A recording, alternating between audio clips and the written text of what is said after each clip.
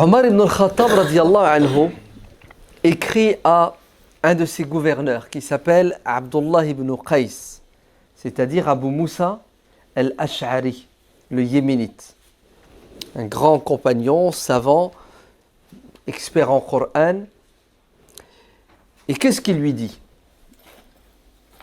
Il lui dit, Ya Aba Moussa, n'hésite pas à changer d'avis lorsque tu découvres que ton opinion, ton jugement, avec le temps, avec l'expérience et le recul, n'est plus valable, il est caduque. Et Abu Moussa al-Ash'ari, c'est un responsable, c'est un faqih, c'est un savant, c'est un gouverneur. Il doit prendre des décisions, il doit donner des avis. Omar lui dit, ne sois pas quelqu'un de têtu et d'entêté. Si jamais, avec le recul, avec le temps, tu vois que ce que tu avais dit, la prise de position d'antan, elle n'est plus valable, ou tu as mieux, tu trouves mieux, parce que l'être humain évolue, n'est-ce pas? L'être humain change. Alors, écoute bien, ya Aba Moussa, ne sois pas orgueilleux, ne sois pas vaniteux, ne sois pas têtu. Tu sais ce que tu fais? Tu reviens sur ta décision et tu dis haut et fort. Tu n'hésites pas, et d'ailleurs c'est ton devoir, de dire aux gens, Ayyuhan nas, ce que j'avais dit il y a 2 mois, il y a 1 an, le jugement que j'avais porté il y a 1 an, je le change aujourd'hui. Parce que je pense que je m'étais trompé, ou ce que je pense aujourd'hui, c'est meilleur que ce que je pensais avant. Ou ce n'est plus adapté, c'est périmé. Aujourd'hui, il faut quoi? Il faut changer, il faut évoluer pour apporter une solution plus adéquate. Pourquoi Omar dit-il cela? Parce que lui-même était comme ça. Omar changeait d'opinion. Omar faisait des bras de fer avec les Sahaba, qui eux-mêmes faisaient le bras de fer avec Omar. Et qu'est-ce qu'a dit Omar avant de mourir, radiyallahu anhu? Si je devais encore vivre jusque l'année prochaine, je reviendrai sur telle décision. Par exemple, le partage des terres conquises. Alors qu'il s'est battu pendant des semaines avec Sahaba, avec Bilal, avec Abu Umama, beaucoup de compagnons pour imposer son avis qu'il pensait être le plus juste, le plus vrai. Et Omar a gagné à la fin. D'ailleurs, c'était tellement difficile qu'à un moment donné, il disait « Allah, protège-moi de Bilal et de son groupe. » Ils me prennent la tête. Ouais. J'en ai marre. J'essaie de les convaincre, j'y arrive pas. Alors que ce que je dis, c'est évident, c'est flagrant et c'est pour l'intérêt. Vous êtes au courant de la question des terres? Au temps du prophète, sallallahu alayhi wa sallam, quand le prophète a fait la conquête de Khaybar, Khaybar, à 150 km de Médine, c'est ça? Il a récupéré des hectares et des hectares de terres qui appartenaient à l'ennemi. Le prophète a partagé ces terres entre les combattants, les moujahidines, c'était leur salaire, il faut bien qu'ils vivent. Et Omar lui-même a reçu un lopin de terre. D'ailleurs, il en fera un waqf. Omar va faire de ces terres qu'il a récupérées, des terres agricoles, il va en faire un waqf qui servira jusqu'à la fin des temps. Omar ibn al-Khattab, quand il est devenu calife, à son époque, il a fait la conquête de l'Irak. L'Irak et l'Iran actuel. C'est des millions d'hectares. On fait quoi avec ces terres? On les distribue, on les partage, comme le Coran le dit, comme le prophète sallallahu alayhi wa sallam l'a fait, aux combattants, aux moujahidines, aux soldats. On fait quoi? On suit le Coran, on suit la Sunna. Vous savez qu'est-ce qu'a dit Omar?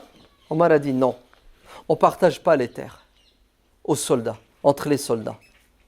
Parce que si on répartit ces millions d'hectares, on va dire par exemple à 10 000 soldats, nous allons créer des propriétaires terriens très très très riches et nous allons appauvrir les caisses de l'État et les générations à venir. Alors qu'est-ce qu'a décidé Omar ibn al-Khattab?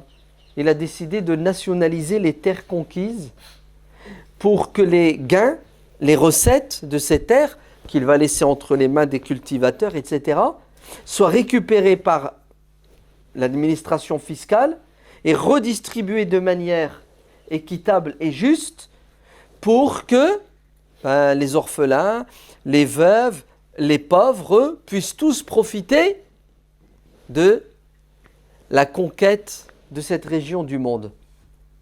Vous croyez que ça s'est fait de manière pacifique? C'était la guerre verbale, la guerre d'opinion entre Omar ibn al-Khattab et ceux qui pensaient comme lui et les autres sahaba qui pensaient le contraire. Les autres sahaba avaient des arguments, ils avaient le verset du Coran qui dit que 4/5 du butin, ça doit revenir aux soldats. Ils avaient la sunna du prophète, sallallahu alayhi wa sallam, à Khaybar, qui a partagé les terres entre les militaires. Et Omar ibn al-Khattab, il avait quoi avec lui? Omar n'avait pas de Coran. Omar ne cherchait pas à suivre la sunna du prophète, alayhi salam. C'est incroyable, non? Vous ne trouvez pas? Vous savez qu'est-ce qu'avait Omar avec lui? Il avait le Coran aussi. Et il avait un autre verset. Un verset qui dit لِكَيْ لَا يَكُونَ دُولَةً بَيْنَ الْأَغْنِيَاءِ مِنْكُمْ. L'argent ne doit pas rester entre les mains des riches uniquement. Dans la société musulmane, il doit y avoir un partage équitable des richesses. Si moi, Omar, je distribue ces millions d'hectares à un nombre limité de musulmans, ça va créer des propriétaires terriens riches. Ils vont en profiter, eux et leurs familles, aux dépens du reste de la population. Alors je préfère les récupérer en tant que chef d'État, les redistribuer de manière équitable. Alors, qu'est-ce que vous pensez de ce qu'Omar a dit et ce qu'il a fait? C'est intelligent ou c'est pas intelligent? C'est juste ou c'est pas juste? Oui, la preuve, à la fin il a gagné, il l'a emporté. Vous êtes bien d'accord que les opposants de Omar ibn al-Khattab sur cette question, ils étaient sincères. Ils suivaient le Coran et la Sunna. Mais vous êtes d'accord aussi que Omar ibn al-Khattab, qui s'opposait à ces gens-là, était sincère et il suivait le Coran et la Sunna. Alors, on fait quoi? Vous avez vu? Le problème n'est pas de suivre le Coran et la Sunna. Le problème, c'est ta compréhension du Coran et de la Sunna. Il y a qu'Omar avait le Coran. Omar avait la Sunna, il ne l'avait pas. Les autres Sahaba, ils avaient aussi le Coran et la Sunna.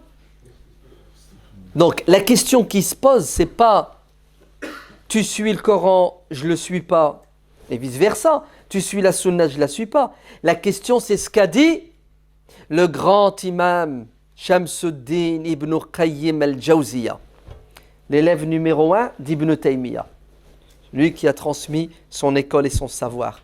L'imam Ibn Taymiyyah a eu beaucoup d'élèves. The best, le meilleur, c'est Ibn al-Qayyim. Et Zahabi, Ibn Kathir, c'est un élève d'Ibn Taymiyyah. Qu'est-ce que dit Ibn al-Qayyim dans I'lam al-Muwaqqi'in? Il dit il y a deux types de savants. Deux types de savants. Qui ont deux approches différentes des textes. C'est quoi les textes? C'est Coran et Hadith. On est d'accord? Donc, on a les mêmes textes, les mêmes références. Et nous avons deux types de ulama. Une première catégorie qui dit, quand elle parle, Qala Allah, Qala Rasul. Dieu a dit, et il cite le Coran, le prophète a dit, et il cite le hadith sahih. Ça, c'est un premier type. Ok? Et nous avons une deuxième catégorie de savants. Avant de vous donner la deuxième catégorie, je vous pose une question. À votre avis, est-ce qu'il peut exister une deuxième catégorie après la première? Attendez, notre religion, c'est Dieu a dit, le prophète a dit. Ouais. S'il y a une deuxième catégorie, c'est qu'elle doit être à côté de la plaque. Elle doit dire autre chose que Dieu a dit, le prophète a dit. Non? Ça, allez, on a tous été éduqués dans le din, c'est Qala Allah, Qala Rasul. Vrai ou faux? Ouais. Donc la deuxième catégorie, préparez vos fusils pour leur tirer dessus parce que c'est la première qui est la bonne, la véridique, et l'autre ne peut être que satanique, contre le Coran et la Sunna, contre Qala Allah, Qala Rasul. Alors écoutez la deuxième catégorie de savants. La première, elle s'exprime en ces termes, Qala Allah, Qala Rasul, le prophète a dit, Dieu a dit, et la deuxième dit, Mada yuridu an yaqul Allah, Mada yuridu an yaqula Rasulullah. Dieu veut dire quoi? Le prophète veut dire quoi? Ah. Ils ont tous les deux le Coran, ils ont le même Coran, ils ont tous les deux la Sunna, la même Sunna, mais ce qui les différencie, c'est l'approche. Vous entendez? On dit al-minhaj, la méthodologie. Les premiers, vous savez qu'est-ce qu'ils disent? Dieu a dit, point à la ligne. Ils ne cherchent pas à analyser, comprendre, réfléchir. Ils prennent à la lettre. Les deuxièmes prennent le même Coran, la même Sunna et essaient de comprendre quel est le but. Qu'est-ce que Dieu veut dire? Qu'est-ce que le prophète veut dire? Quand Dieu dit ça, ça veut dire quoi? Tu vas me dire, mais c'est clair ce que Dieu veut dire. Oh là là, ça c'est toi qui le dis, ça c'est clair.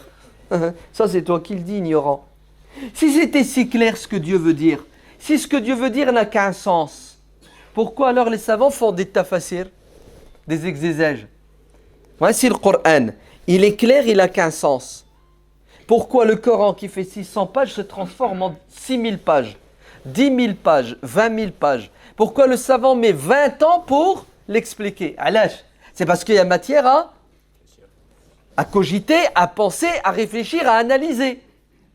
Ben, la deuxième école, vous savez qu'est-ce qu'elle dit? Elle dit, Dieu veut dire quoi quand il dit ça? C'est quoi le but? C'est quoi l'objectif? Quand le prophète dit ça, il veut dire quoi? Et l'exemple le plus flagrant, on va prendre un exemple dans le Coran et un exemple dans le hadith. L'exemple du Coran, je viens de vous le dire. Omar ibn al-Khattab, oui ou non? Ouais. Quand Dieu il dit de partager les 4/5 du butin, de donner les 4/5 du butin aux soldats, Omar il pense comment? Il dit, ben Dieu a défini un salaire pour des gens qui sont au service des autres. Ils sont partis se battre pour protéger les autres. Il faut bien qu'ils vivent. Il faut bien que leurs femmes et leurs enfants vivent. S'ils meurent ou s'ils sont vivants. Donc, l'objectif, c'est de leur donner un salaire. Ouais? C'est clair ou c'est pas clair? Maintenant, si je partage les terres, ça va créer une injustice. Et l'objectif de la religion, c'est quoi? C'est l'injustice ou la justice? C'est la justice. Donc, il ne doit pas y avoir de contradiction entre l'objectif du Coran, qui est la justice, et quoi? Une pratique d'un verset du Coran qui a pour objectif une injustice ou une justice? Une justice. Mais si tu pratiques ce verset, ça donne une injustice, tu dois revoir ta compréhension et ta pratique du verset. Je vous donne un autre exemple. Quand Dieu dans le Coran dit وَأَعِدُّ لَهُمْ مَا اسْتَطَعْتُم مِّن قُوَّةٍ وَمِنْ رِبَاطِ الْخَيْلِ تُرْهِبُونَ بِهِ عَدُوَّ اللَّهِ وَعَدُوَّكُمْ. Ça s'appelle l'arme de dissuasion. C'est ça? Quand Dieu dit aux musulmans à l'époque du prophète alayhi salam, votre ennemi, faites-lui peur. Faites-lui peur en vous armant d'armes qui vont lui prouver A plus B que si jamais il vous attaque, il va perdre.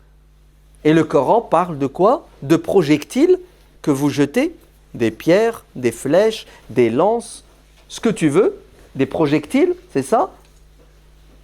Et des chevaux. Des chevaux avec, bien entendu, des soldats sur les chevaux, une cavalerie, n'est-ce pas? Est-ce que vous comprenez que aujourd'hui, en l'an 2014, on va faire une cavalerie pour faire peur à l'ennemi? Ouais. Si vous faites une cavalerie pour faire peur à l'ennemi, vous êtes mort. Parce que l'ennemi, lui, c'est pas des chevaux qu'il a. Ouais. C'est des missiles qui te géolocalisent et qui t'envoient un drone. Ouais. Il y a personne dans le drone. Ouais. Il y a aucun être humain. Vous êtes bien d'accord que quand le Coran dit des chevaux, une cavalerie, ça veut dire quoi? C'est-à-dire utiliser l'arme la plus efficace pour faire peur à votre ennemi. À son époque. Si tu utilises le verset et tu le prends à la lettre, c'est une catastrophe. Donc, tu es obligé de dire ce qu'Ibn al-Qayyim a dit. Dieu veut dire quoi? C'est pas Dieu a dit. Hein? Dieu a dit, il faut des chevaux pour faire peur à l'ennemi. Ah ben aujourd'hui, avec tes chevaux, tu vas faire peur à l'ennemi. Avec tes chevaux, tu vas faire rire l'ennemi. Ouais. Si aujourd'hui, un pays musulman, ouais, il développe une armée avec 1 million d'hommes, 1 million de chevaux, des pur sang arabes, c'est ça qui court à 100 km/h, est-ce qu'il va faire peur à l'ennemi? Non, il va pousser l'ennemi à attaquer ce pays parce qu'il est sûr de gagner l'ennemi, car il va te les massacrer en 2 secondes en appuyant sur un bouton. Donc, si tu prends le verset à la lettre, automatiquement tu contredis l'objectif et le sens. Le sens et l'objectif du verset, c'est de dissuader l'ennemi de t'attaquer. Si tu dis qala Allah, il faut une cavalerie, tu dis à l'ennemi, viens, attaque-moi le plus vite possible parce que je suis une proie facile, car je suis bête. Oui ou non? Clair ou pas clair? On retrouve la même problématique avec le hadith des Banu Quraïda que vous connaissez. Quand le prophète sallallahu alayhi wa sallam dit à ses sahaba, vite, prenez vos armes, dépêchez-vous pour aller faire l'asr chez les Banu Quraïda. Et sur la route, l'armée s'arrête, une partie décide de faire l'asr, parce que c'est l'heure de l'asr, et une autre partie décide de ne pas faire l'asr, parce que le prophète a dit de faire l'asr une fois arrivé chez les Banu Quraïda. Vous avez vu? Une partie dit « Qala al-Rasoul », le prophète a dit « Faites l'asr » chez les Banu Quraïda, et la première partie de l'armée dit « Le prophète a voulu dire « Dépêchons-nous tout simplement ». Les autres disent « Oh non, il a dit de faire l'asr chez les Banu Quraïda, à la lettre. » Écoutez, si on continue comme ça, on va arriver chez les Banu Quraïda, ça sera le Maghrib, et on fera l'asr après son heure. Et ne pas faire l'asr à l'heure, c'est grave. Dieu dans le Coran dit « Hafidhu ala salawati wa salati al-wusta ». Vous avez vu la problématique? Si tu prends à la lettre, tu vas contredire le Coran et la Sunna. Le Coran te dit de faire les prières à l'heure, l'asr notamment. La Sunna te dit, celui qui fait l'asr à l'heure, dakhal al-jannah. Celui qui ne fait pas l'asr à l'heure, c'est comme s'il a perdu sa femme et ses enfants. Donc il ne peut pas y avoir de contradiction entre les textes. Il faut juste trouver la logique et le fil directeur. Le fil directeur, c'est quoi? C'est le prophète a voulu dire quoi? Il a voulu dire, dépêchez-vous, faites le maximum pour arriver avant le coucher du soleil. C'est ça? Mais nous devons quand même faire la prière à l'heure. La moitié fait la prière à l'heure, l'asr, l'autre moitié ne fait pas la prière à l'heure parce que ils font partie du groupe Qala Allah, Qala Rasoul, et ils vont faire l'asr à l'heure de l'Aïcha. Et quand le prophète les rejoint, il n'a pas condamné. Il n'a pas condamné qui? Il n'a pas condamné ceux qui n'ont pas fait l'asr à l'heure. Parce qu'ils ont fait un effort pour pratiquer la religion à la lumière de leur compréhension. Mais entre nous, qui c'est qui avait raison? Qui avait raison? Ceux qui se sont arrêtés pour faire l'asr et qui ont continué la route pour arriver à l'heure. Et ceux qui ont fait l'asr après, Allah ne les punira pas, bien qu'ils se soient trompés, car ils n'ont pas su pratiquer à la fois ce que Dieu a dit dans le Coran, faites l'asr à l'heure, ce que le prophète a dit dans un autre hadith, faites l'asr à l'heure, et ce que le prophète a dit, priez l'asr chez les Banu Quraïda, c'est-à-dire dépêchez-vous pour arriver chez les Banu Quraïda. Ils n'ont pas réussi à quoi? À interpréter de manière harmonieuse tous les textes pour que ça aille dans un sens logique, utile et bénéfique. Vous me suivez? Très bien. Donc Omar ibn al-Khattab dit à Abu Moussa al-Ash'ari, n'hésite pas à changer d'opinion et d'avis. Ouais. Et est-ce que vous savez qu'Omar ibn al-Khattab, des dizaines de fois, il a changé d'opinion et d'avis? Est-ce que vous savez que tous les sahaba, les sahaba fuqaha, les grands sahaba qui faisaient des fatwas, ils faisaient une fatwa, 1 an plus tard, 6 mois plus tard, 2 ans plus tard, hop, ils changeaient de fatwa. Ils revenaient sur ce qu'ils disaient. Vous savez pourquoi ils revenaient sur ce qu'ils disaient? Parce que ils évoluaient, ils pensaient, ils réfléchissaient. Ils disaient, ce qu'on a dit il y a 2 ans, c'était bon, c'était valable il y a 2 ans, mais aujourd'hui ça ne l'est plus.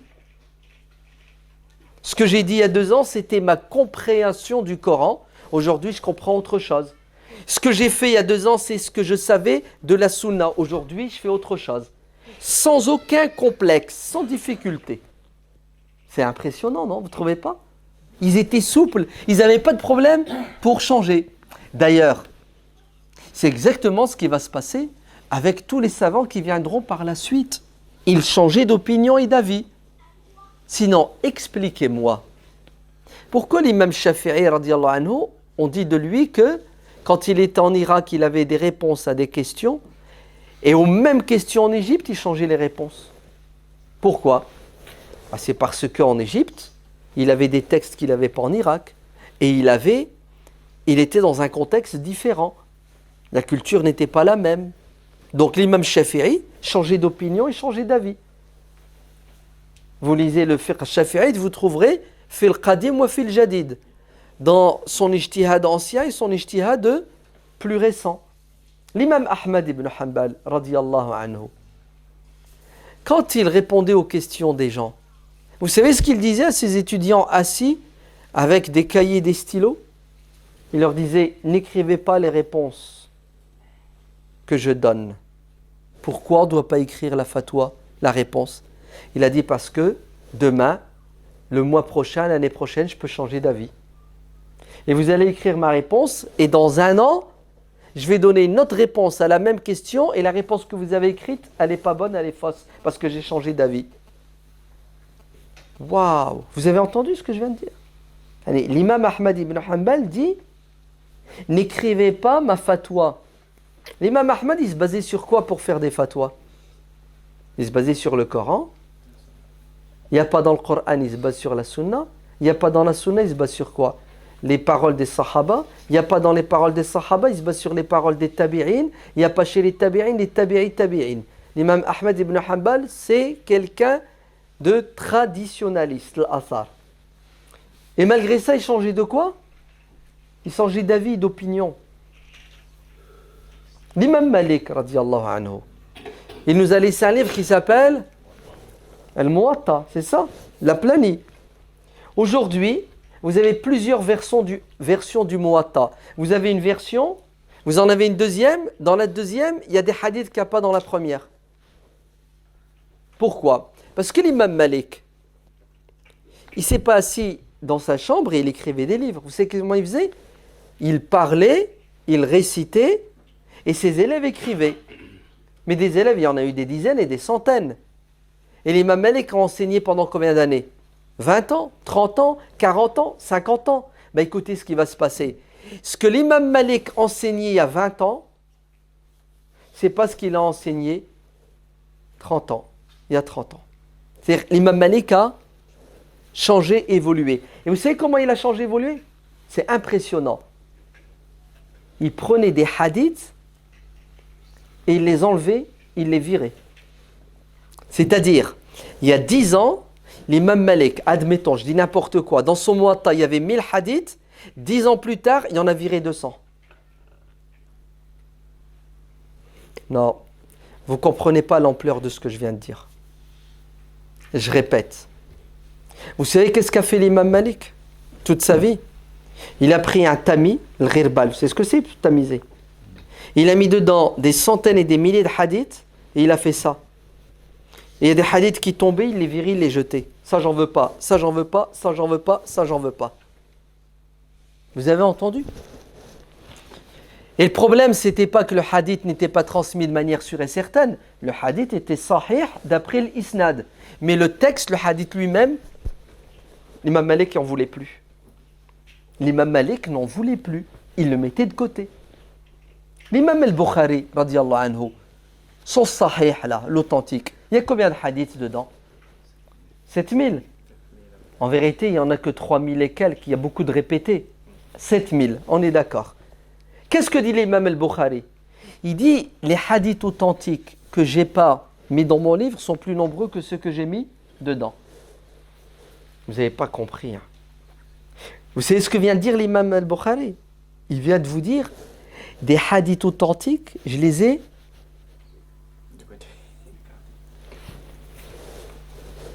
écartés. Je les ai éliminés. Je les ai virés. Est-ce que vous entendez? Allez, hadith sahih, l'imam al-Bukhari n'en veut pas. Oh là là, c'est quoi ce truc? Hadith sahih, l'imam al-Bukhari n'en veut pas. Et tu dis, les hadiths sahih que j'ai pas pris sont plus nombreux que ceux que j'ai. Il se passe quoi là? L'imam al-Bukhari, il est contre la sunna. L'imam al-Bukhari, il vire des sunnas, des sunan. L'imam al-Bukhari vire des hadiths. L'imam Malik a viré des hadiths. L'imam Ahmad ibn Hanbal. Vous savez ce qu'il dit à son fils, à Abdullah? Il lui dit, tu sais le hadith un tel, vire-le. Vire-le, efface-le. Fais-le disparaître. Lequel de hadith? Sayyid al-Shuhada Hamza. Le meilleur des martyrs, c'est qui? C'est Hamza et un homme qui se met debout face à un chef d'État et il lui dit la vérité et il se fait tuer et il meurt, il tombe martyr. Il sera avec qui? Avec Hamza au paradis. Vous savez ce hadith? L'imam Ahmad ibn Hanbal l'a retiré. Il dit à son fils, enlève-le de mon livre de hadith. Pourquoi papa je dois l'enlever? Le hadith il est sahih, il est transmis de manière sûre et certaine. Vous savez ce que lui dit son père? Il lui dit, ouais je le sais, c'est moi qui l'ai récupéré. C'est ce qu'il lui dit? Il lui dit parce qu'il est en contradiction avec les autres hadiths qui disent qu'il faut obéir à celui qui dirige, même s'il te prend ton argent, même s'il te fouette ton dos. Vous comprenez ou vous comprenez pas? Si vous comprenez, mais c'est wa'ar quand même. Hein? C'est wa'ar à encaisser ça. Hein? Ah ouais. Parce qu'on nous a enseigné que Coran, Sunna, c'était Masha'Allah. T'as le Coran, t'as la Sunna. Tous les musulmans, s'ils suivent le Coran et la Sunna, ils ne seront pas divisés, ils vont penser la même chose. D'ailleurs, le Coran est clair, la Sunna est claire. C'est la voie droite que Dieu a tracée, le prophète. Celui qui s'en écarte, celui qui ne fait pas la Sunna, il est égaré. Wallah al-Adim, c'est du simplicisme. Bahkou alina. Si bien qu'aujourd'hui, quand tu penses, tu réfléchis, tu discutes, et tu dis espèce d'égaré, tu es contre la Sunna. Haouma. Et Wallah, je peux vous citer 50 autres exemples de tous nos grands savants musulmans, des salaf salih, des premiers temps, de ceux qui nous ont transmis le Coran et la Sunna, qui ont tous fait ça sans arrêt. Ils n'ont pas arrêté de le faire. Vous savez qu'est-ce qu'ils faisaient nos salaf salih, nos anciens? Vous savez ce qu'ils faisaient? Ils faisaient marcher l'aql, la raison, pour comprendre le Coran et la Sunna. Ils faisaient ce qu'Ibn al-Qayyim a dit. Ils n'étaient pas dans Qala Allah, Qala Rasul, mais ils étaient dans Mada yuridu an yaqula Allah, Mada yuridu an yaqula Rasulullah. Parce que si tu ne penses pas comme ça, t'es cuit mon frère. Tu vas vivre des contradictions. Il va y avoir des contradictions entre le Coran et la Sunna, entre la Sunna et la Sunna, entre le Coran et le Coran, et des contradictions entre le Coran et la Sunna et des vérités, des réalités scientifiques. Et là, la religion, elle va faire fuir tout le monde. Sinon, comment vous m'expliquez que l'imam al-Daraqutni, al-Hafiz al-Daraqutni, al-Hafiz c'est... Ouais. Au-dessus, c'est le soleil, hein, au niveau du diplôme dans le hadith. Ouais. Non, il y a encore Amir al-Muminin, fait le hadith. Amir al-Mouminin, fait le hadith. Ça, c'est le top. Soufiane Taouri et les autres. Al-Hafid, le grand. Vous savez, Daraqutni. Al-Daraqutni, radiyallahu anhu, rahimahullah, il va prendre plus de 200 hadiths du Sahih d'Al-Bukhari. Il va te les retirer en te disant ils ne sont pas valables, ils ne sont pas bons. Vous savez pourquoi? Parce qu'il te fait une critique du hadith lui-même. Il ne regarde pas uniquement al-isnad. C'est la chaîne. Il te prend le hadith et te dit il y a un problème avec ce hadith. Ce hadith n'est pas bon. Vous voulez que je vous en cite un hadith? Vous en voulez un? Très bien. Dieu dit dans le Coran la amla anna jahannama min al-jinnati wa an-nas. Vous avez compris ou vous n'avez pas compris? Je vais traduire. Dieu dit je vais remplir l'enfer d'êtres humains et de djinns. C'est bon? Donc l'enfer sera rempli de quoi? D'humains et de djinns. C'est clair? Qui méritent l'enfer. Très bien. L'imam Bukhari rapporte un hadith qui dit que le prophète sallallahu alayhi wa sallam a dit le jour de l'enfer et le paradis se sont plaints auprès de Dieu. L'enfer, le paradis se plaint. Il dit, ya Allah, pourquoi il y a en moi, en mon sein, que des pauvres, du'afa, et que des gens... Ouais. Et l'enfer dit, pourquoi il y a en mon sein, à l'intérieur de moi, que des tyrans et des despotes. Je vous résume le hadith, hein? Écoutez bien. Et à la fin, le hadith dit que Dieu va mettre en enfer tous ces gens-là, qui sont mauvais, et l'enfer va dire « Hal min mazid » j'en veux encore. Mais il n'y en a plus. C'est fini. L'enfer, il a encore faim, il veut encore des tyrans, des méchants, et il n'y en a plus. Allez, Dieu a mis tous les djinns et tous les humains, et l'enfer n'est pas rempli, il va encore consumer de l'humain. Et là, Dieu va créer des nouveaux êtres humains, c'est ça, qu'il va mettre en enfer pour satisfaire l'enfer. Et l'enfer, il n'y en a pas assez, il en veut encore. Et le hadith dit, et qu'est-ce qui va calmer l'enfer? Dieu va mettre son pied dans l'enfer et là il va s'arrêter, il va se calmer.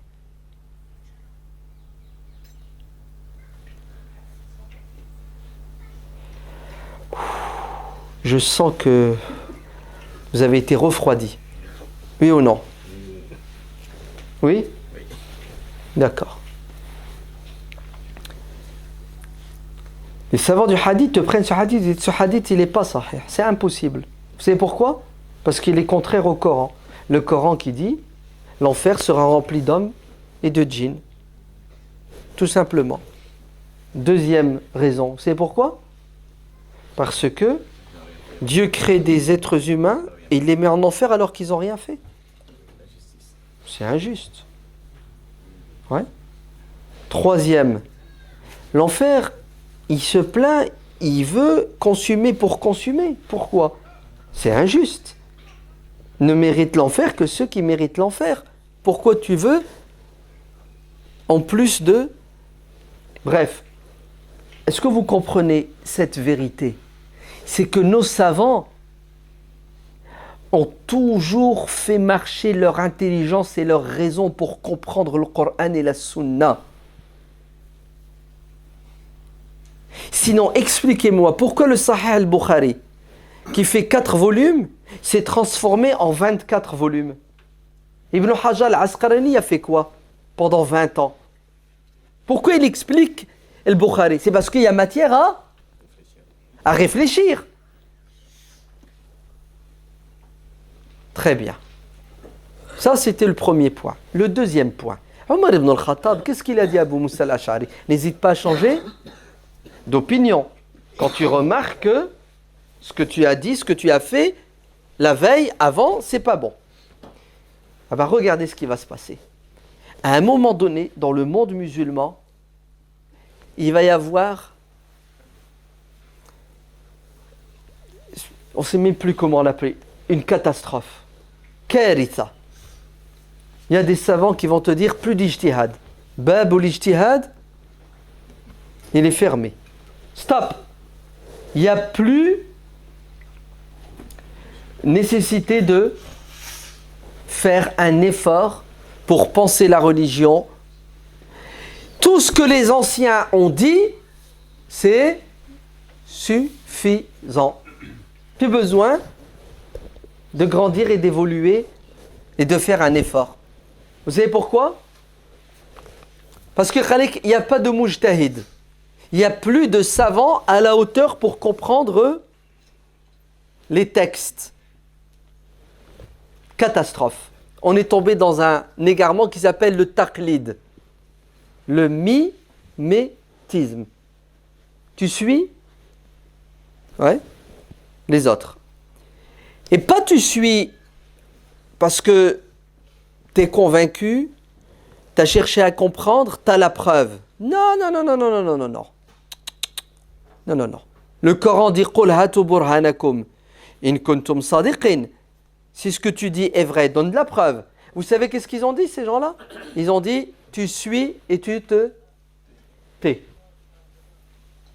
Eh oui. Même si l'avis du cheikh, il est contraire au Coran, ouais, c'est le cheikh qui l'a dit.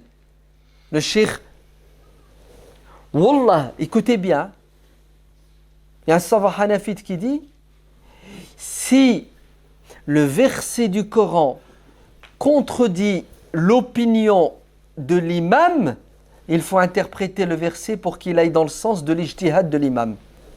Oh, c'est une catastrophe ou c'est pas une catastrophe? Allez, il faut tordre le Coran pour qu'il rejoigne l'opinion du cheikh.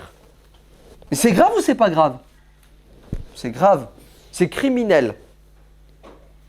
L'opinion du cheikh, on la met de côté et on suit le verset qui est clair. Pourquoi? Parce que c'est Dieu et le prophète notre référence. C'est pas l'ijtihad d'un être humain. Un être humain, il fait un effort pour comprendre la parole de Dieu. De deux choses l'une ou l'autre. Soit il comprend bien, ou soit il se... Et s'il se trompe, on doit faire quoi? On le suit? On ne le suit pas. Clair ou pas clair? Regardez, je vais vous donner un exemple qui tue. L'imam Ibn Taymiyyah, le maître de Ibn al-Jawzi. Non, pas Ibn al-Jawzi. Ibn Qayyim al-Jawziyya. Parce qu'Ibn al-Jawzi, c'est un autre savant. Ibn Taymiyyah, c'est un mujaddid, c'est un rénovateur. C'est quelqu'un qui... un mujtahid mutlaq. Ouais. Quelqu'un qui avait une intelligence et qui a fait marcher sa raison pour comprendre le Coran et la Sunna. Et vous savez ce qui va lui arriver? La prison. On va le tirer dessus, peloton d'exécution. Qui va le combattre, l'imam Ibn Taymiyyah? C'est pas la populace qui ne connaît pas la religion, qui n'a pas les outils intellectuels. C'est qui c'est qui va le combattre? Les savants, les imams, les chouyours de toute tendance. Les malikites, les shafi'ites, les hanbalites, les hanafites, les chiites, les rawafides, les soufis. Tout le monde va combattre Ibn Taymiyyah. Tout le monde va lui tirer dessus. Vous savez pourquoi il lui tire dessus? Parce qu'Ibn Taymiyyah, il est d'une logique implacable. C'est ce qu'il leur dit. Ce que tu dis, ça ne tient pas la route. Ce que tu dis, c'est pas bon. Pourquoi? Dieu dit, le prophète dit, c'est tout. Dieu dit, le prophète dit. Regardez ce que dit Ibn Taymiyyah. Dieu dit, le prophète dit, ce que tu dis, c'est pas logique. Écoutez bien, Ibn Taymiyyah, c'est une règle. Il te dit, as-sahih al-manqoul ne peut pas être en contradiction avec as-sarih al-ma'qoul. Retenez la règle. Un texte sûr et certain, c'est-à-dire le verset du Coran qui vient de Dieu de manière sûre et certaine, un hadith authentique, sûr et certain qui vient du prophète, ne peut pas contredire la raison pure. Eh oui, il n'y a pas de contradiction entre eux. Al-wahy wal-aql, les deux vont de pair. C'est ce que dit Ibn Taymiyyah. Et il a écrit une encyclopédie qui s'appelle Zar'u Ta'arudi Naql wal Aql. Pas de contradiction entre la raison et la révélation. C'est puissant ou c'est pas puissant? C'est beau, hein? C'est pour ça, Ibn Taymiyyah n'a cessé de remettre en question des avis qui ne sont pas pertinents, pas parce qu'ils sont en contradiction uniquement avec le Coran et la Sunna, mais ils ne sont pas pertinents avec la raison et le bon sens. Et c'est exactement ce que Omar ibn al-Khattab faisait. Ouais. Parce que Omar ibn al-Khattab regardait al-maslaha, l'intérêt. Ibn Taymiyyah dit le din doit être compris à la lumière de l'intérêt, de al-maqsad, de l'objectif, des résultats. Ouais. Faut pas être enfermé dans le littéralisme qui mène à des aberrations, à des contradictions et surtout à une pratique impossible de la religion.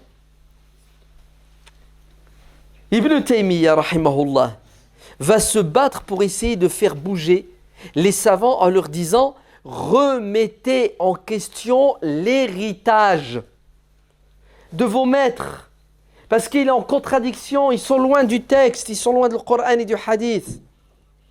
Vous êtes en train d'adorer Dieu à travers des êtres humains qui disent le contraire de ce que Dieu dit, son prophète. » Est-ce que vous savez qu'à un moment donné, il y avait un ta'assoub, une intolérance entre les musulmans, car chacun pensait que l'école de fiqh à laquelle il appartenait, c'était la vraie et la seule à être dans la vérité. Ainsi, le Hanafite considérait le Shafi'ite comme un égaré et le Shafi'ite considérait le Hanafite comme un égaré. Et le Shafi'ite et le Hanafite considéraient un Hanbalite comme un mécréant, anthropomorphiste. C'est impressionnant. Si bien que nous avons des fatwas où quelqu'un pose une question à l'imam, est-ce que je peux donner ma fille en mariage à un musulman hanafite? Réponse de l'imam shafi'ite, la yajouz. Tu n'as pas le droit de lui donner ta fille en mariage parce qu'il n'est pas shafi'ite comme toi. Et vice-versa. Hein. Vous en pensez quoi? Vous avez pas mal au ventre là? Si, quand même. Hein. Ah, ça fait mal. Mais ça existe. Hein. Et c'est pas parce que ce sont nos ancêtres, nos savants, et que c'était des gens pieux, etc., qu'on doit dire Amen à quoi? À leur ijtihad. Leur ijtihad, c'est un effort intellectuel qu'ils ont fait de manière bien intentionnée, à la lumière des textes, dans leur contexte, leur époque. Donc, nous, la religion, on doit la penser comment aujourd'hui? De manière sincère, à la lumière des textes, mais selon notre époque, pas leur époque. D'accord? Parce que c'est pas la même. Eh oui. Regardez Ibn Taymiyyah ce qu'il va faire. Il va oser dire que vous êtes tous trompés. Il est tout seul à le dire. Il dit aux Hanafites, Shafi'ites, Malikites, Hanbalites, vous êtes à côté de la plaque. Sur une question, la question du divorce, talaq. Ouais. Les 4 écoles disent que tu es assis avec ta femme, dans ton sédaré par exemple, ouais. Tu es en train de regarder la Coupe du Monde, hein, en ce moment. Ouais. Et tu te prends la tête avec ta femme. Elle veut regarder autre chose. Vous prenez le bec, t'en as marre, c'est la goutte d'eau qui fait déborder le vase. Tu sais ce que tu dis à ta femme? Tu n'es plus ma femme. Tu n'es plus ma femme. Tu n'es plus ma femme. Je divorce de toi, je divorce de toi, je divorce de toi. Il se passe quoi, mon frère? T'es mort. Tu viens de divorcer. Mais c'est un aller simple, sans retour. C'est-à-dire, tu prononces le divorce 3 fois, ta femme, tu ne peux plus te remarier avec elle. Sauf si après le divorce, elle se marie avec une personne qui divorce d'elle, là tu la récupères, si tu veux bien et si elle veut. Ou si elle se marie avec quelqu'un qui décède, elle devient veuve, tu la récupères si tu veux, si elle veut. Mais sinon, tu as divorcé d'elle 3 fois dans une assemblée, une assise, c'est un divorce irrévocable. Tu ne peux plus faire marche arrière. Alors que si tu lui avais dit une seule fois, tu n'es plus ma femme, et après tu regrettes, oh, c'est bon. Vous me suivez? Vous savez ce que va dire Ibn Taymiyyah? Il va dire ça ne marche pas votre truc. Pourquoi ça ne marche pas? Parce que c'est contraire. C'est contraire au bon sens, c'est contraire à des textes. C'est contraire aussi à l'intérêt de l'islam. Quand vous faites ça, vous détruisez des familles. Hein, vous cassez des couples. Wallah, ils vont lui faire la guerre. Ils vont le condamner. Ils vont lui dire, tu es contre al-ijma'. Tu es contre le consensus, contre la majorité. Tu es contre le groupe. Ibn Taymiyyah dit, c'est pas un problème, je suis contre le groupe ou non. C'est un problème, cet avis, il est catastrophique. Là, vous savez votre avis, là, divorce irrévocable en une seule fois. Ça, combien d'hommes regrettent? Ouais. Et vous savez ce qu'ils font? Vous allez être écœurés quand je vais vous le dire. Vous êtes prêts? Vous êtes prêts, hein? Je vous le dis. Vous savez ce qu'ils font? Ce qu'ils faisaient, hein? Ils allaient voir un mec, ils lui disaient, tu te maries avec ma femme et tu divorces d'elle pour que je puisse la récupérer. Et d'ailleurs, il y a un hadith du prophète alayhi salam qui dit la'anallah, que Dieu maudisse al-muhallil wal-muhallil lah. Que Dieu maudisse celui qui cherche un mari pour coucher avec sa femme, pour qu'elle divorce de lui juste après pour qu'il se remarie avec elle. Cet homme qui fait ça est maudit et celui qui couche avec son épouse est maudit. Ils appellent ça tays el-musta'ar. Tu vas ramener un bouc, tu le paies pour copuler avec ta femme pour la récupérer. Ça s'appelle une entorse, c'est une arnaque, la hila, parce que tu es coincé. Alors que il suffit de dire cette opinion qui a 6 siècles, 7 siècles, elle n'est pas bonne, on va la changer. Quoi? Tu vas remettre en question un ijma'? Tu vas remettre en question le jumhur? Tu vas remettre en question quelque chose? Oui, bien sûr que je remets en question quelque chose qui ne marche pas. Et alors, c'est quoi le problème? Je ne suis pas vaniteux, orgueilleux, arrogant, buté et aveugle. Cet avis, c'est une catastrophe. Changeons. Prenons un autre avis. C'est-à-dire qui existait déjà à l'époque, mais on l'a mis de côté. Alors, il faut les suivre toujours, les salaf salih, les madahib? Pas du tout. On a quelque chose qui est au-dessus de l'être humain. C'est quoi? C'est la parole de Dieu et de son prophète, comprise à la lumière du bon sens. Mada yuridu an yaqul. Ibn Taymiyyah va faire de la prison à plusieurs reprises pour cette question et d'autres. Ibn Taymiyyah va mourir en prison. Ibn Taymiyyah, en prison, on va le punir. On va lui retirer les outils pour écrire. C'est-à-dire, on va l'empêcher de s'exprimer. Même la liberté d'expression, en prison, il en sera privé. Ibn Taymiyyah va mourir en prison. Le martyr de la liberté d'expression et de l'indépendance intellectuelle. Vous entendez? Le martyr de la liberté de raisonner et la liberté d'évoluer. Mais le pire, c'est pas ça. Vous savez, c'est quoi? C'est qu'Ibn Taymiyyah va être taxé à son époque de kafir, de mécréant, par d'autres savants qui ne sont pas d'accord avec lui. C'est terrible ou c'est pas terrible? Et je ne suis pas d'accord avec toi, donc je suis un égaré, un mécréant, je suis contre le Coran, contre la Sunna. Et comme si ces gens-là, ils avaient le monopole du Coran et de la Sunna, donc le monopole de la vérité. Mais en vérité, ils n'avaient pas le monopole de la vérité.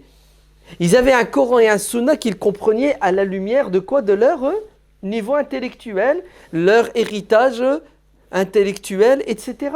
Ben Ibn Taymiyyah leur dit, moi aussi j'ai le Coran, j'ai la Sunna, mais je les comprends différemment. Il leur dit, oh là là là là là, t'as pas le droit de comprendre comme ça, tu dois comprendre comme...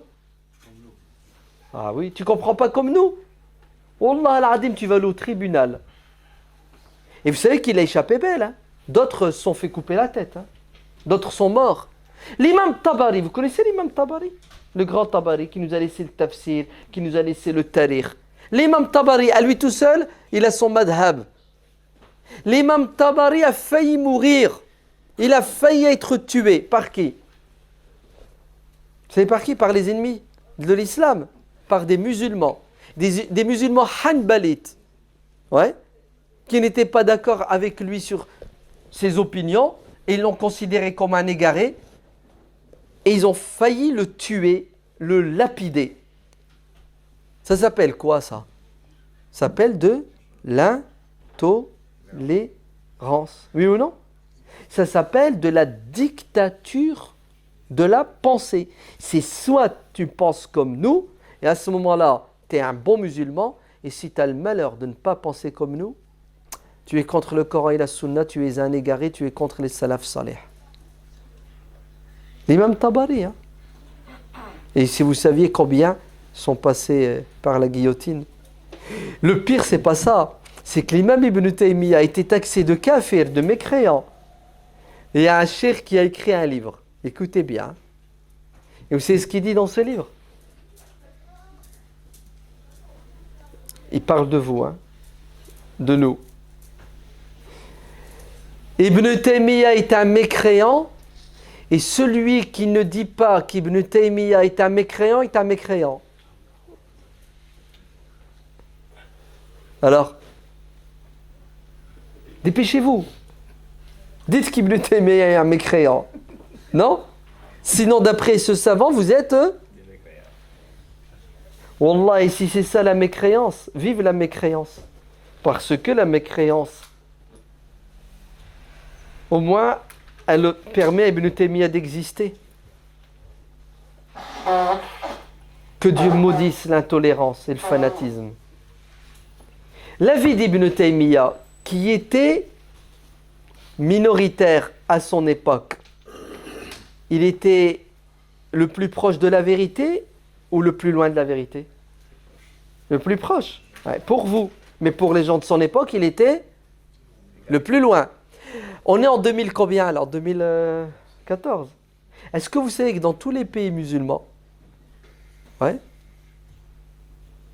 dans tous les pays musulmans, dans tous les tribunaux, le code de la famille, tous les pays, sans distinction, hein, tous les pays musulmans, aujourd'hui, tous les savants, les juges,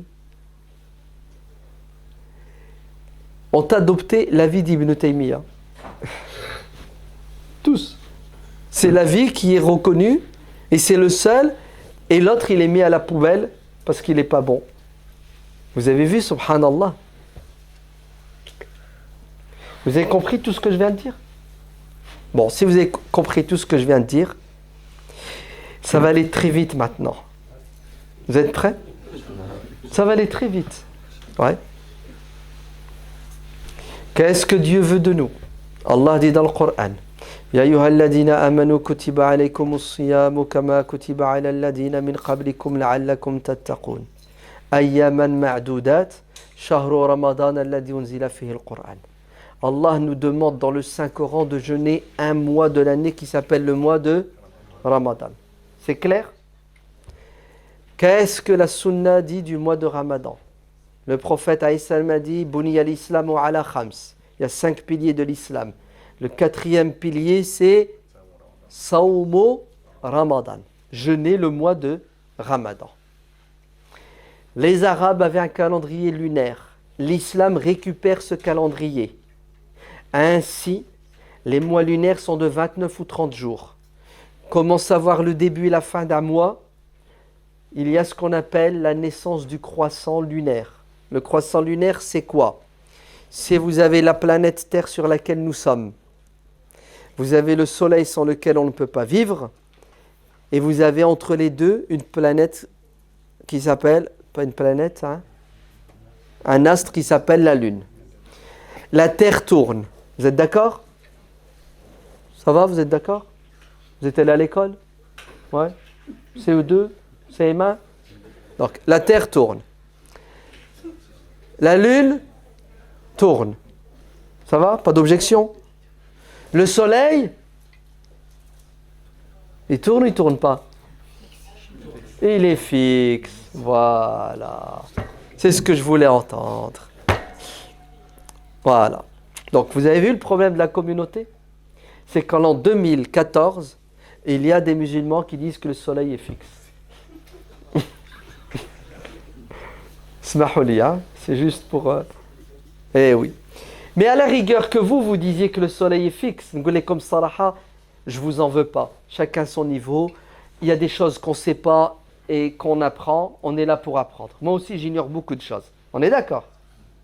Walakin, quand c'est un imam, un cheikh, de surcroît un grand cheikh, un grand, parce qu'il y a des grands et des petits hein, maintenant. Il y a des moyens. Ouais. Ah oui, c'est au maître. Hein. Ah, tu sors le maître, mon frère, et tu regardes grand cheikh. Ouais.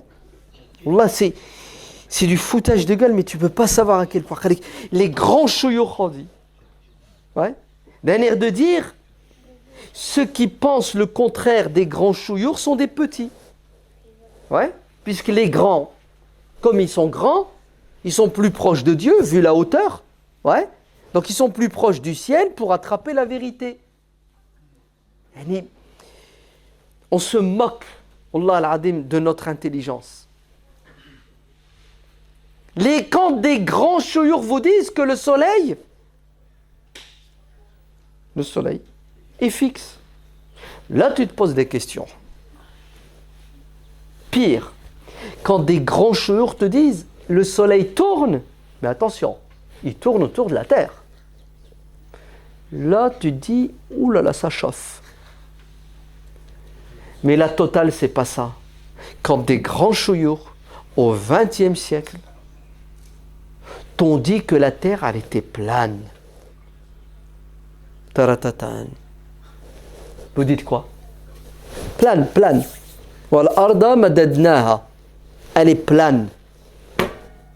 Mon frère, tu te mets une balle dans la tête. Tu te dis, c'est pas possible. C'est pas possible. Mais si, c'est possible. C'est écrit noir sur blanc.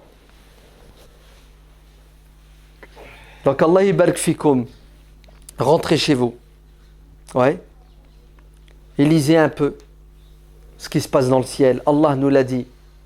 Afala yanzuruna ila al-ibili kayfa wa ila as-sama'i. Le Coran est rempli de versets qui nous invitent à contempler les créatures. Allah nous le dit. Ash-shamsu wal-qamaru bihusban. Dans un autre verset, il nous dit Kullun fi falakin yasbahun. C'est ça? Ouais. La shamsu yanbaghi laha an tudrika al-qamar wala al-qamar wala al-laylu sabiqu an-nahar wa kullun fi falakin yasbahun.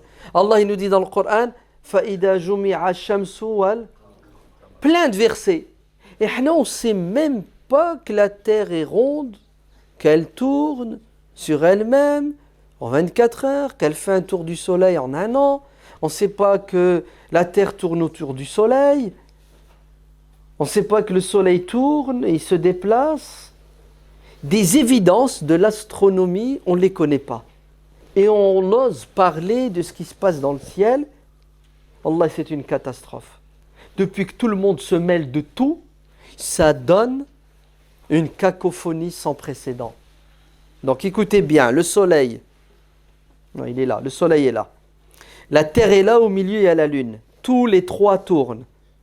Le soleil et la terre et la lune tournent autour du soleil. Et la terre tourne autour d'elle-même. Bon bref, vous irez voir.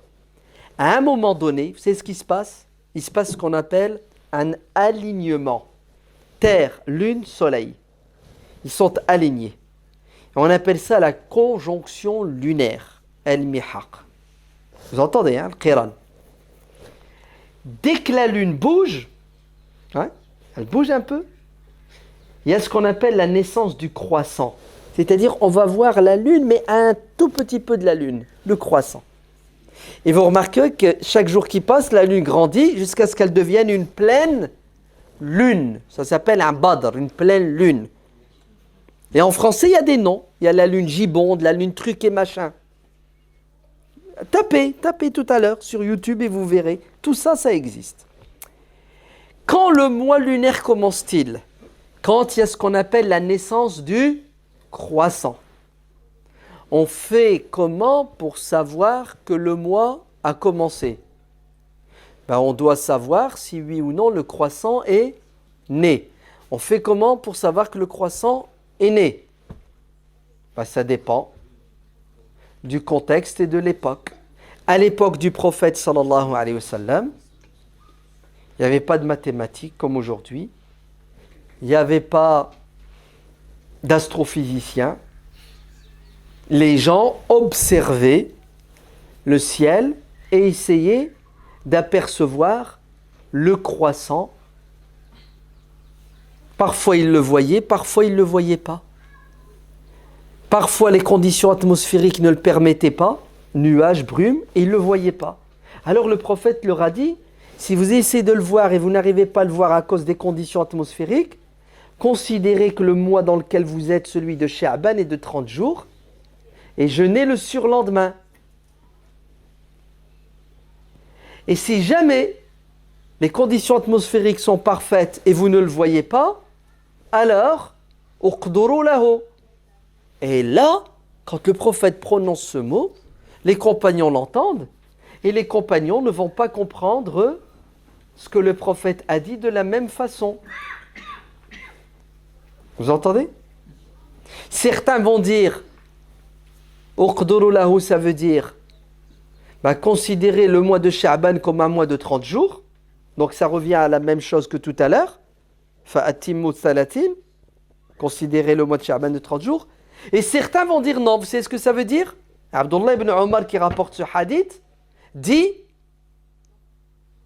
on considère le mois de Sha'ban comme un mois de 29 jours. Et on jeûne le premier du Ramadan. Abdullah ibn Omar disait, si le ciel est brumeux, Sha'ban est de 30 jours, je jeûne après-demain, bien que le croissant est sans doute né, mais je ne le vois pas, donc je peux rater un jour du Ramadan. Mais Abdullah ibn Omar, il est logique. Il te dit, le ciel est brumeux, je ne peux pas le voir, 30 jours, car il se peut qu'il soit né et il se peut qu'il ne soit pas né. C'est ça? Mais quand le ciel est dégagé et je ne le vois pas, il se peut qu'il soit né, oui ou non? Alors, je considère le mois de Sha'ban de 29 jours et je jeûne le lendemain. C'est pour ça, on a qui vous dit c'est haram de jeûner le jour du doute, c'est pas vrai. 9 compagnons jeûnaient volontairement le jour du doute en disant je préfère jeûner le jour du doute que de rater un jour de Ramadan. Parce que le jour du doute peut être le jour du Ramadan. C'est un doute. C'est peut-être le Ramadan, c'est peut-être pas le Ramadan. Pour éviter de rater le premier jour du Ramadan, ils jeûnaient le jour du doute. Donc, quand le prophète sallallahu alayhi wa sallam dit dans le Sahih de l'imam al-Bukhari, nous sommes une communauté qui ne sait pas écrire, qui ne sait pas compter. Le jour est de 29 ou 30 jours. Vous savez ce qu'il veut dire? Il veut dire que les Arabes à l'époque du prophète et les êtres humains de manière générale n'avaient pas les outils scientifiques et intellectuels qui pouvaient leur permettre de définir le début et la fin du mois de Ramadan de manière sûre et certaine. Alors, le meilleur des moyens pour l'époque, c'était la vision. Mais nous sommes en 2014. Et aujourd'hui, ça ne date pas d'aujourd'hui, mais le résultat, c'est qu'aujourd'hui, nous sommes sûrs et certains que le croissant est né pour l'année 2014, que le croissant va naître le aidez-moi, le 28, le 27, non, le vendredi 27 juin à 10h08. Le croissant naît le vendredi 27 juin à 10h08. Il est né. Ouais. Voilà. Ah, c'est pas compliqué. Si, pour nous c'est compliqué, on n'est pas des spécialistes. Mais demandez à n'importe quel spécialiste. Dites-lui, le croissant c'est quand sa naissance? Il va prendre son iPhone. Oh pardon, ne demandez même pas aux spécialistes. Demandez à votre iPhone. Ouais. Wallah, al-Adim, demandez à votre iPhone, il va vous le dire. Téléchargez une application sur la Lune. Ouais. Application, téléchargez-la. Et chaque jour, vous tapez la Lune. Ils vont vous dire, elle est comment? Elle est pleine, elle est truc, elle est de combien de jours? Et vous savez ce qu'ils vont vous dire? Regardez ce qu'ils vont dire. Ils vont vous dire, elle est où la Lune? Elle est à 2 453 853,25 km de la Terre. Au centimètre près, ils vont te dire où elle est. Vous croyez que les gens dorment? Vous croyez que... Vous êtes au courant un peu de ce qui se passe dans le monde, non? La science? Ça va, non? Vous êtes au courant? Non? Vous êtes... ah ouais. Wallah, c'est ça le problème. Et tu l'as? Masha'Allah. À 10h, 8. Toutes les applications qui font l'adab. Oui. Qui précise la naissance du croissant. Ah ouais, c'est tout bête. Et ça, c'est une science exacte. Vous entendez, c'est exact. À la seconde prête. Non, il naît le croissant. Maintenant, si vous me dites, il est visible où? Ça, c'est une autre question. Mais pourquoi je veux le voir? Pour savoir s'il est né. Et pourquoi tu veux le voir, le croissant? Oui, mais pourquoi tu veux le voir, le croissant? Tu veux savoir s'il est né. Pourquoi tu veux savoir s'il est né? C'est ça. Allez, le prophète sallallahu alayhi wa sallam dit, jeûnez quand vous le verrez. Pourquoi on veut le voir? Pour savoir si c'est le début du... Parce qu'on doit jeûner Ramadan. On ne doit pas jeûner Sha'ban. Vous êtes d'accord? Allez. Quand le prophète alayhi salam nous dit cherchez à le voir. Quand le prophète nous dit cherchez à le voir, c'est parce que Dieu nous a dit qu'il faut jeûner le mois de Ramadan. Il ne faut pas jeûner le mois de Sha'ban ou bien le mois de Shawwal. Le mois sacré qu'on doit jeûner, c'est Shahru Ramadan. On fait comment pour savoir que c'est Ramadan? On regarde le croissant. Pourquoi on regarde le croissant? Parce que la naissance du croissant, c'est la preuve qu'on passe du mois de Sha'ban au mois de Ramadan. Donc, on ne regarde pas le croissant pour le regarder. On le regarde pour savoir si c'est le début du Ramadan. Eh ben moi, je te dis, tu n'as pas besoin de regarder. Anna, je vais te dire que le croissant est né. Tu sais comment je vais faire? Je prends mon iPhone, je tape, et les spécialistes, astrophysiciens, ils t'ont fait les calculs de la naissance du croissant pour 10 millions d'années. Et même en arrière, 5 millions d'années en arrière. Tu sais pourquoi? Parce qu'Allah dit dans le Coran, Ash-shamsu wal-qamaru bi. Tu sais ce que ça veut dire, bihusban? C'est-à-dire, il tourne. Il tourne à quelle vitesse? À quelle vitesse tourne la Lune? À quelle vitesse? Non, pas Allahu a'lam. Non, c'est pas vrai. An-nas ya'lamun. Dis-toi la ta'lam. Ahsant. Ouais, je fais exprès. Allahu ya'lam wa ana la a'lam. Ouais. D'accord? Dieu sait et moi je ne sais pas. Mais c'est pas parce que toi tu ne sais pas qu'il y en a qui ne savent pas. Il y a des milliers de gens, c'est leur spécialité. Ils savent, comme toi tu sais que 2 plus 2 font 4, ils savent à quelle vitesse tourne la Lune, à quelle vitesse tourne le Soleil, à quelle vitesse tourne Mars. Ils le savent parce que c'est leur science, c'est leur domaine. Ouais. Allah nous a dit bihusban, mais à nous de faire un peu de travail quand même. Ouais. Ta'abra ce que je suis, hein. D'accord? Et wallah, nos anciens savants spécialistes, ils t'ont calculé la circonférence de la Terre. Ouais, les anciens, quand nos savants musulmans, quand nos imams, ouais, n'apprenaient pas le Coran et les hadiths uniquement, quand ils apprenaient le Coran, les hadiths, les mathématiques, la médecine, ouais, avant nos savants, ils étaient bons dans quoi? Dans plusieurs. Et l'yom, le mec, il t'apprend le Coran, il t'apprend Al-Bukhari, Muslim et toute la suite, et tu lui dis, le soleil tourne, que là il tourne pas. Il tourne pas le soleil. Toi t'es un étudiant, 3e cycle doctorat, ouais, astrophysicien, et tu vas à la mosquée, et l'imam qui est censé parler au nom de Dieu du prophète, il te dit, Allah il dit que le soleil tourne autour de la terre. Tu dis quoi, toi? Tu dis quoi? Tu dis, Wallah, Allah il s'est trompé. Attendez, le mec... Attends, moi il y a un imam, il me dit, la terre elle est plane. Je prends un livre. Vous savez qu'il y a des livres, hein? Sma'u Jaydan, hein? Un livre. Wallah al-Adim, un cheikh, hein? Je ne vous cite pas son nom. Wallah, il a écrit que la terre elle est plane. À coup de versets du Coran et de hadith, hein? Vous entendez, hein? De deux choses l'une ou l'autre. Soit je dis cet imam il dit n'importe quoi, oui ou non, ou soit je dis Dieu se trompe et son prophète, ou soit moi je suis fou. Au choix. Vous n'avez pas 3 solutions. Donc c'est quoi la solution? C'est que l'imam il a mal compris la parole de Dieu. Tout simplement. C'est logique. Anna, je suis spécialiste. Je suis même pas spécialiste. Je vais prendre ma voix. Je suis rien du tout. S'il y a la nuit et le jour, c'est parce que la terre, elle est ronde. Sinon, il n'y aurait pas de nuit et de jour. Ça n'a pas besoin. Logique. Logique. Comment vous faites? Comment il fait ce shirk pour dire que la terre est plane? Oh là, t'es belle. Tu deviens faux, tu pètes les plombs. Tu dis, c'est pas possible. C'est la réalité. C'est pour cela, cette question du début, de la fin du Ramadan, il faut voir, il faut pas voir. Wallah, ça fait rire et ça fait pleurer en même temps.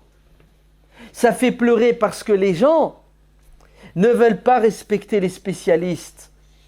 C'est pas l'imam qu'il faut demander c'est quand le début du Ramadan. C'est à la NASA. Vous entendez? C'est à la NASA qu'il faut le dire. C'est pas l'imam. L'imam, il ne sait même pas que la terre, elle tourne. Tu vois? صراحة نقولوا سي استغفر الله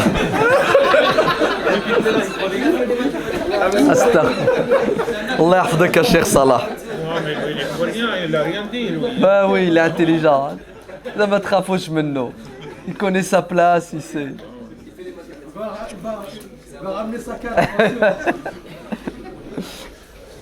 C'est pour cela, wallah, quand vous voyez des gens qui vous disent les salaf salih ont dit le calcul astronomique c'est haram. Il y a un ijma' des salaf salih qui disent qu'il ne faut pas utiliser le calcul. C'est un non-sens, c'est un anachronisme. Quand les anciens te disent le calcul il est haram pour déterminer le début et la fin du mois de Ramadan, est-ce qu'ils vous parlent du calcul astronomique de 2014? Ah non, puisqu'il n'existait pas. Ils vous parlent de quoi? De l'astronomie qui existait à leur époque. Et vous savez comment les savants à l'époque, ils appelaient l'astronomie? Vous savez pas comment ils l'appelaient? Ils l'appelaient ilm al-hisab et... Non. Non, écoutez bien. Ils l'appelaient, ouais, l'astrologie. L'astrologie, c'est autre chose. Ah ben c'est comme ça qu'ils l'appelaient. Khalek, tu n'as pas le droit de consulter un monad jim. Mais c'est ça l'astrologie. Pourquoi? Parce qu'à cette époque-là, l'astronomie et l'astrologie, c'était deux sœurs siamoises. Ouais? Khalt. Ainsi, quand ils parlent pas du calcul scientifique exact, puisqu'il n'existait pas. Ils te parlent de l'astrologie de l'époque. Je vais vous donner la preuve. Ils te disent, vous n'avez pas le droit de consulter El-Munajjim, l'astrologue, pour définir le début du mois de Ramadan, car le prophète sallallahu alayhi wa sallam a dit dans le hadith sahih, celui qui consulte un Munajjim, il ne croit plus en ce qui a été révélé à Dieu à son prophète. Alors, vous voyez, quand ils parlent avant et ils interdisent El-Hisab, c'est le Hisab de leur époque qui est caduque, qui est non avenu, qui est boiteux, qui est mélangé avec l'astrologie. Mais Wallah, ma main coupée, si ces savants-là étaient vivants aujourd'hui et qu'ils étaient au courant comme nous de ce que la science a atteint comme truc, il te dit, eh mais comme vous prenez la tête, le croissant il va naître le vendredi à 10h08, allez, روحوا تلعبوا. روحوا, c'est quoi le mahzala, cette honte? Non, la sunna, le prophète a dit. C'est pas ça la question, le prophète a dit. La question c'est le prophète veut dire quoi? Oh, je pensais que j'avais pas besoin d'insister. Vous vous souvenez du début? Vous vous souvenez? قال الله قال الرسول ماذا يريد أن يقول. Et vous savez qu'est-ce que dit Ibn al-Qayyim? Il dit والعارف يقول ماذا يريد أن يقول الله ماذا يريد أن يقول الرسول. العارف, c'est comme ça qu'Ibn al-Qayyim appelle le savant doué d'intelligence qui ne s'arrête pas à la lettre mais qui cherche à comprendre le sens et l'objectif. Vous savez c'est quoi le madrasa d'Ibn Taymiyyah? C'est madrasat al-Maqasid. C'est quoi l'objectif? C'est quoi le but? Il y a une chose, Tfaddal. c'est que quelques frères musulmans, ils disent, exemple, vous l'avez dit tout à l'heure, il faut voir la NASA. C'est-à-dire, ils disent que les gens qui font le calcul, ce n'est pas des musulmans. Très bien. Comment on Ok. fait confiance à quelqu'un de... Très bien. Ça, c'est Je le sais. Les scientifiques ne sont pas musulmans. Je vais être bête et stupide. On va demander à des scientifiques, astrophysiciens musulmans. Yallah, mais quel mouchkil, atahum Allah, il y en a des milliers. Il y a des milliers d'astrophysiciens musulmans. Voilà. C'est tklicha. C'est de la bêtise. D'accord? Mais laisse, je vais être méchant maintenant. Très bien. Donc, je ne vais pas demander à un astrophysicien non musulman, parce qu'il n'est pas musulman, on ne lui fait pas confiance. Quand tu n'es pas musulman, tu es un traître, tu es un arnaqueur. Quand tu es musulman, tu es nickel. Deuxièmement, et pourquoi quand tu veux faire une transplantation de ton cœur, tu vas voir un non-musulman? Ouais? Quand tu veux mettre des stents, des ressorts dans ton... Et Hada là, c'est qui l'a fait? Et le GPS, c'est qui? Yani c'est... Wallah, c'est honteux de parler comme ça. C'est désolant, c'est... Allah yastar yakhi. On a atteint un niveau de bassesse sans précédent. Sans précédent. Comment? Allez, les mecs, quand ils font les calculs astronomiques, ils ont en tête que les musulmans vont en avoir besoin, donc on va leur faire... Allez, ils ont envoyé des robots sur Mars. Vous savez c'est quoi Mars? Mars est... Farid, 40 fois? Mars est à 40 fois la distance entre la Terre et le Soleil. La distance entre la Terre et le Soleil, c'est le Soleil, il est loin. Vous savez, Mars est à combien? 40 fois plus. Des millions de kilomètres. Vous entendez, hein? Pardon, smahli, des milliards. Hein, ils disent 40 unités, je ne sais plus. Un astronomique. Écoutez bien, Mars, vous avez vu où elle est Mars? Écoutez bien. Est-ce que vous savez qu'il y a des robots sur Mars qui travaillent en ce moment? Des robots. Réveillez-vous, musulmans. Sur Mars, vous avez des robots. Vous savez qu'est-ce qu'ils sont en train de faire, ces robots? Non, ils prennent des pierres. Le robot, il prend des morceaux, des pierres, de l'eau. Et il l'analyse sur place. Hein? Il te l'explose, il te l'analyse et il nous envoie l'information qui arrive, je crois, 20 minutes après, à cause de la distance. En direct. Ya ibadallah, réveillez-vous.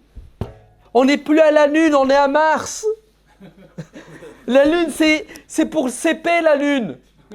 On est en 3e à Mars. Et après, on va finir dans les trous noirs, là, bientôt. Moussiba. Et tout ça à cause de quoi? À cause d'une compréhension de la religion superficielle et littéraliste. قال الله قال الرسول. نعم. Voilà.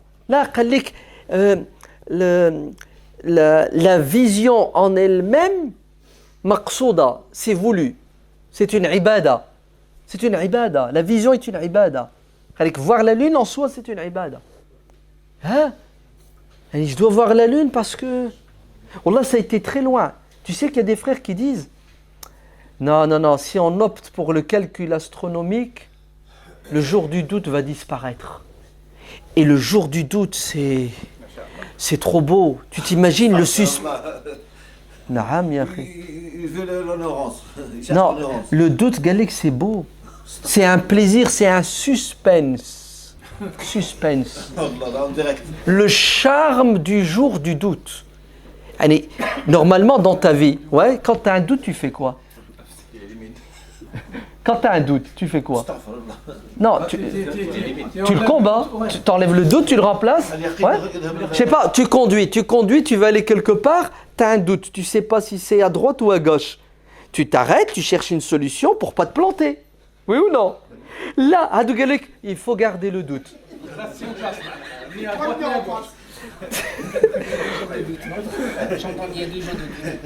Voilà, il faut maintenir le doute. Il faut chercher. Voilà, normalement, il y a une qaïda qui à chaque coup yuzal. Quand tu as le doute, il faut le faire. Et normalement, c'est qui l'ennemi du doute? C'est l'ilm, c'est la science. Taïeb, vous allez me dire, le calcul astronomique divise. C'est un mensonge. C'est faux. C'est la vision qui divise les musulmans. Ça fait 1400 ans, les musulmans sont toujours divisés à cause de la vision. Et la plus grande division date de 1989. Oui, je me rappelle. C'est ce qui s'est passé en 1989. Le 6 avril 1989, l'Arabie Saoudite déclare le jeûne. Du moins, l'Arabie Saoudite jeûne le 6 avril avec des pays qui suivent. C'était un jeudi. Le 7 avril, l'Égypte jeûne avec des pays qui suivent. C'est bon? Non, c'est pas fini. Le 8 avril. Non, pas le Maroc. Non. Le 8 avril, le Pakistan annonce le Ramadan. Vous avez vu? Le 6 avril, le 7, le 8. La Gouloulia. C'est pas... 2 jours à la rigueur, mais 3 jours c'est impossible. Ça veut dire qu'il y a quelqu'un qui s'est planté au début ou au milieu.